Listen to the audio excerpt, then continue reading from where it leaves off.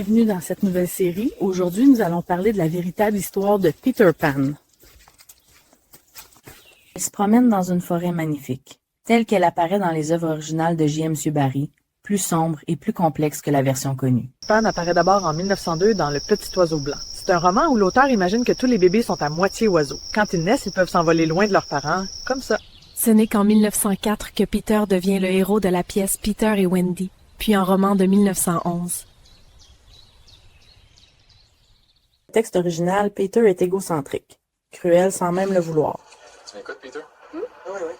Il vit enfermé dans son propre reflet. Je l'ai fait pour toi.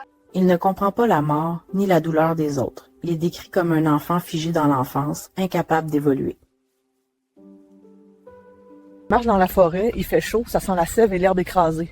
Et je pense à Clochette. C'est pas la petite fée sage qu'on croit connaître. Elle est jalouse, capricieuse, parfois même violente, une étincelle qui pique. Dans la forêt en été, tout semble suspendu. On entend juste les oiseaux, le vent et nos propres pensées. Dans l'œuvre originale, les enfants perdus sont des garçons tombés de leur landau et que leurs parents n'ont jamais réclamé. Quand ils grandissent, Peter les élimine, parce qu'il refuse que quiconque devienne adulte.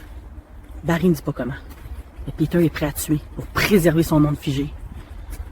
Crochet n'est pas seulement un méchant. C'est un homme traumatisé, marqué par des défaites qui préfère taire. Chaque tic-tac lui rappelle que le temps passe, qu'il s'effraie, et ce temps a pris la forme d'un monstre. Le pays imaginaire n'est pas un paradis. C'est un lieu où le temps est immobile, où rien ne change. Un espace mental créé par un enfant qui refuse la réalité.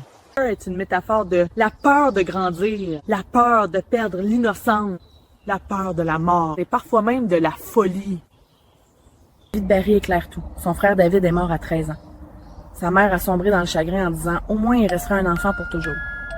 Puis Barrie a grandi dans l'ombre de cet enfant éternel. Peter est donc une figure fantomatique.